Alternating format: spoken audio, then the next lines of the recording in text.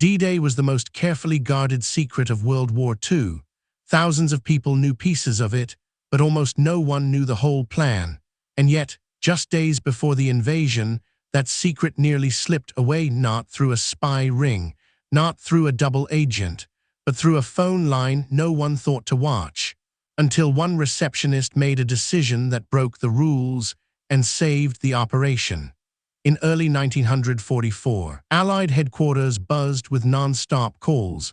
Officers coordinated logistics, diplomats passed messages, administrators relayed schedules, phones rang day and night, and every call carried risk.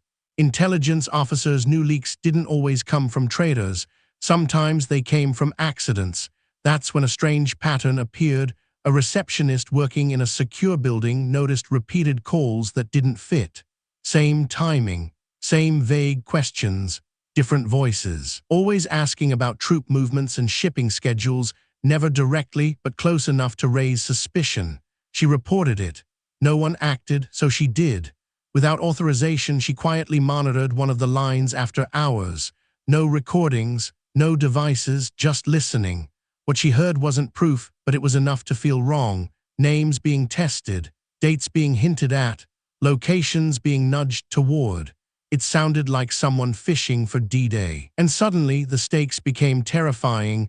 The receptionist took what she heard to an intelligence officer she trusted. Not officially, not on record, off the books.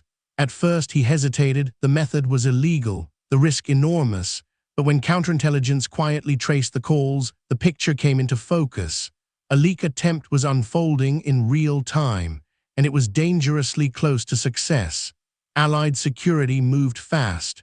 Phone lines were rerouted. Access was restricted. A silent investigation began around the callers. Within days, the attempted information chain collapsed. The people behind it never got what they were after and never even realized how close they came. D-Day stayed secret, and no one outside a small circle ever knew why. The receptionist wasn't rewarded. She wasn't named. She wasn't even mentioned in official reports. Because admitting how the threat was stopped meant admitting how it was discovered, and that couldn't happen.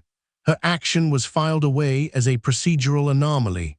But among intelligence veterans, the story lived on.